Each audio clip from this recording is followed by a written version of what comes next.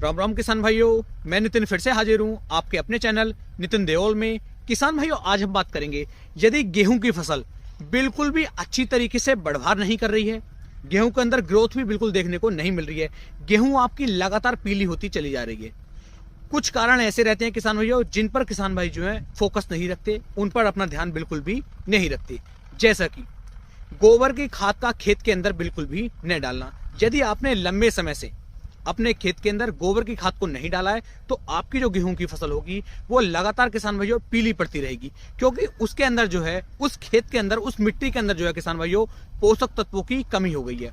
क्योंकि आप जो है ज्यादा से ज्यादा क्या क्या खाद डालते हैं, नाइट्रोजन, फास्फोरस, पोटास, एनपीके की मात्रा किसान भाई ज्यादा डालते हैं। जबकि ये बिल्कुल सोचने वाली, समझने वाली बात है कि किसान भाइयों सिर्फ इन 3 तत्वों से ही हमारी खेती नहीं हो सकती।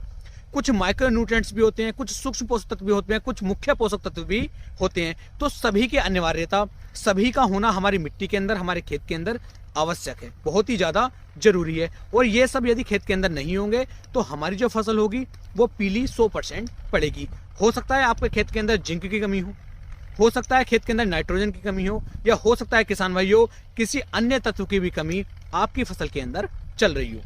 तो आपको इन चीजों का भी पता लगाना है। तो इस बात का हमेशा ध्यान रखें कि 1 साल के अंदर कम से कम एक बार, और अगर 1 साल में आप नहीं दे पा रहे हैं तो 2 साल में तो किसान भाइयों आपको कम से कम अपने खेत के अंदर गोबर की हमारी सड़ी हुई कंपोस्ट खाद होती है उसका उपयोग करना चाहिए। यदि आप गोबर की खाद को डालते हैं, उसके अलावा यदि आप और खाद नहीं भी डाल पा रहे हैं और भरपूर मात्रा में आपने अपने खेत के अंदर गोबर की खाद डाली है, तो अन्य खादों को आपको डालने की आवश्यकता भी नहीं पड़ेगी। क्योंकि गोबर की खाद के अंदर वो सभी तत्व, वो सभी खाद दिए हुए हैं जो हमारी मिट्टी के लिए, हमारी फसल के लिए बहुत ही ज्यादा उपयुक्त हैं, बहुत ही ज्यादा जरूरी हैं। तो यही दिक्कत यदि आपकी फसल के अंदर आ रही है कि आपकी फसल टिल्डिंग बिल्कुल भी नहीं कर रही है, कल्ले बिल्कुल भी नहीं बना रही है और फसल कहीं कहीं पर बैठी सी हो रही है, बिल्कुल पीलापन उसके अंदर आ गया है, तो आपको क्या करना है। यहाँ पर आज मैं आपको एक ऐसा खाद बताऊंगा कि इन खादों की पूरी मात्रा जितनी मैं आपको इस वीडियो में बताऊंगा, इसे आप अपने खेत के अंदर डाल देते हैं।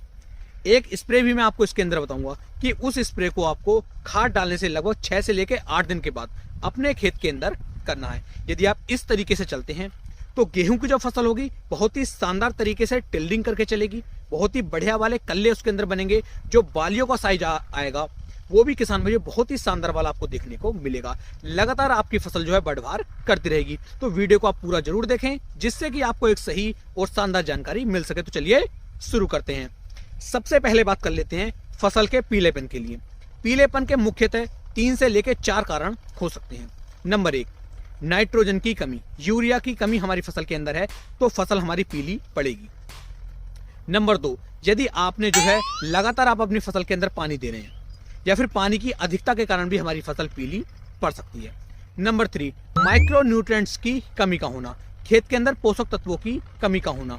यदि तत्वों की कमी होगी तो हमारी फसल 100% किसान भाइयों पीली अवश्य पड़ेगी। इसके अलावा जिंक का और सल्फर का हमारी मिट्टी के अंदर कम होना, हमारी फसल के अंदर, हमारी खेत के अंदर जिंक की और सल्फर की यदि कमी होगी तब भी हमारी फसल पीली पड़ेगी, ना ही तो वो बढ़वार करेगी। जगह जगह पर कहीं पर फसल ऊंची होगी और कहीं पर फसल आपकी नीची होगी। इसके साथ साथ किसान भाइयों फसल आपकी बिल्कुल भी टिल्डिंग नहीं करेगी। तो इतनी सारी दिक्कतें आपको देखने को मिल रही होती हैं। तो जो खाद मैं आपको बता रहा हूँ, इस खाद को आप डाल लेते हैं। इसके अंदर आपको टोटल 3 खाद मिक्स करनी है।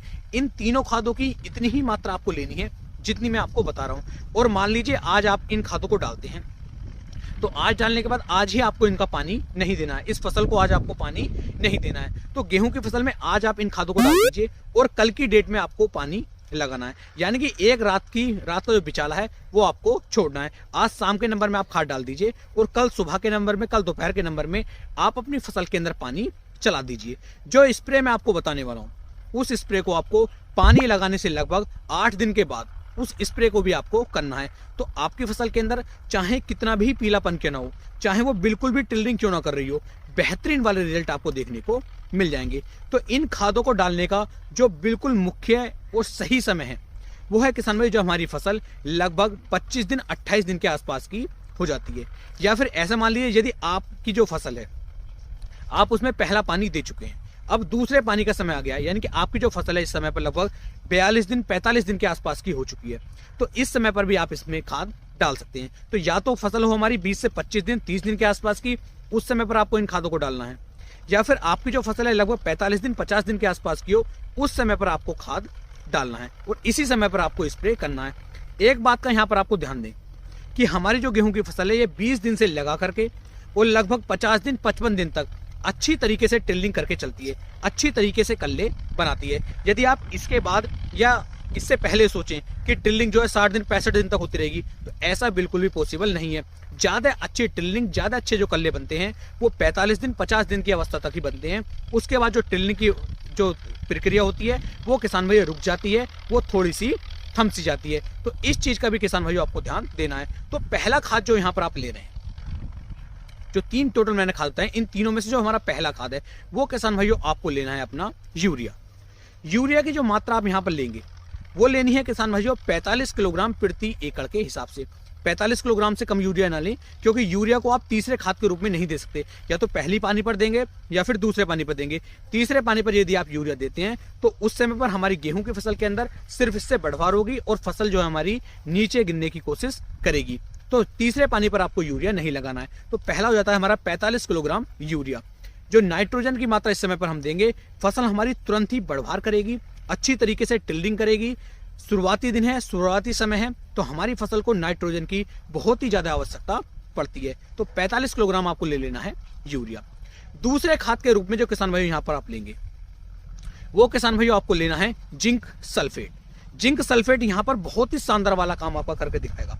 क्यों? क्योंकि जिंक सल्फेट के अंदर आपको जिंक भी देखने को मिलेगी, सल्फर की मात्रा भी देखने को मिलेगी, और इन दोनों का जो कॉम्बिनेशन है जब हमारी गेहूं की फसल के अंदर किसान भाइयों डलता है, जब गेहूं की फसल के अंदर ये पड़ता है, तो हमारी फसल बहुत ही शानदार तरीके से टिल्डरिंग और कल्ले बनाने शुरू कर देती है। तो जिंक सल्फेट यहाँ पर आपको लेनी है 33% वाली, और 33% वाली जो जिंक सल्फेट आप लेंगे इसकी मात्रा 6 किलोग्राम प्रति एकड़ के हिसाब से ले लीजिए। जिंक होने की वजह से हमारी फसल के अंदर जिंक की कमी बिल्कुल भी नहीं आएगी, सल्फर की कमी भी नहीं आएगी। जो हमारी फसल पहले से पीली पड़ रही थी वो पीला पड़ना बिल्कुल ही बंद कर देगी। साथ ही साथ फंगस पर ये काफी अच्छी तरीके से कंट्रोल कर लेती है, फंगस को काफी अच्छी तरीके से रोक लेती है। तो यहाँ पर जिंक सल्फेट आपको लेना है 6 किलोग्राम प्रति एकड़ के हिसाब से। बात कर लेते हैं तीसरे खाद की कि आखिरकार यहाँ पर तीसरे खाद के रूप में हमें क्या लेना है। तो तीसरे खाद के रूप में आपको लेने हैं माइक्रो न्यूट्रिएंट्स।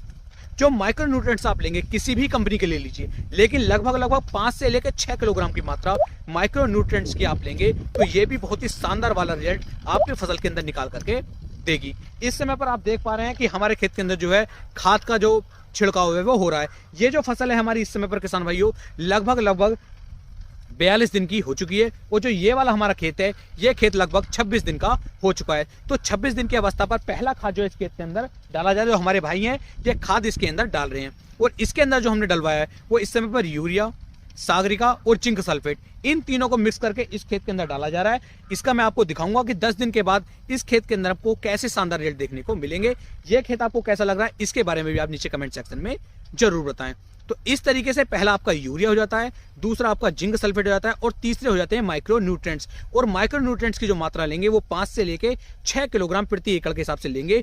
तीनों को अच्छी तरीके से मिला लीजिए, और पानी देने से एक दिन पहले आपको इन्हें डालना है और अगले दिन पानी आपको लगा देना है। यदि आप ऐसे करेंगे तो बहुत ही बेहतर वाले और शानदार वाले रिजल्ट आपको देखने को मिलेंगे। आपके पड़ोसी भी आपसे जरूर पूछेंगे कि आपने अपने खेत के अंदर आखिरकार क्या लगाया है जो इतने शानदार और अच्छे रिजल्ट आपको देखने को मिले हैं।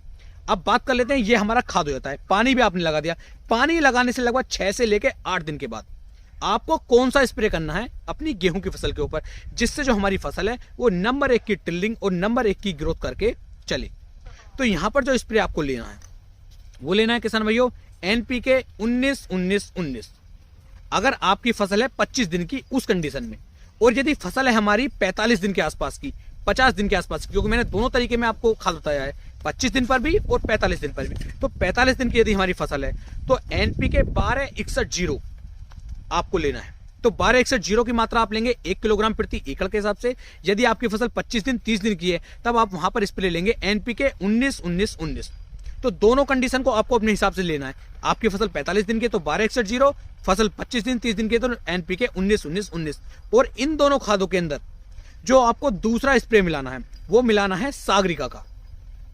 तो सागरिका 1261 के अंदर सागरिका मिला लीजिए। इससे जड़ों का निर्माण बहुत ही तेजी के साथ होगा, फसल बहुत ही शानदार तरीके से ग्रोथ करके चलेगी, अच्छी तरीके से टिलरिंग करेगी और आपकी पैदावार में 15 से लेकर 20% की बढ़ोतरी हर वर्ष के मुकाबले आपको देखने को मिलेगी। यदि आप ले रहे हैं एनपीके 19-19-19 तो इसके अंदर जो आपको मिलाना है चिलेटेड जिंक, जो हमारा 12% में देखने को मिल जाता है और उसकी जो मात्रा यहाँ पर आप लेंगे वो लेंगे 150 ग्राम प्रति एकड़ के हिसाब से और इसका स्प्रे आप अपनी फसल पर कर दीजिए। ध्यान देना है खेत के अंदर पर्याप्त नमी हो। पहली सिंचाई से या जो पानी आपने दिया, पानी देने से लगभग 7 से लेकर 8 दिन के बाद ही आपको ये स्प्रे अपनी फसल के अंदर करना है। इस तरीके से यदि आप चलते हैं तो 100% जिम्मेदारी में ले सकता हूँ, बहुत ही शानदार वाली ड्रिलिंग, बहुत ही शानदार वाले कल्ले आपको आपकी फसल निकाल करके देगी और बहुत ही अच्छी पैदावार आपको देखने को मिल जाएगी। उम्मीद है मेरी ये जानकारी आपको काफी ज्यादा पसंद आई होगी। वीडियो अच्छी लगी हो तो वीडियो को आप ज्यादा से ज्यादा शेयर करें। तो फिर मिलेंगे एक नई वीडियो में, तब तक के लिए मेरे सभी प्यारे किसान भाइयों को राम राम जी।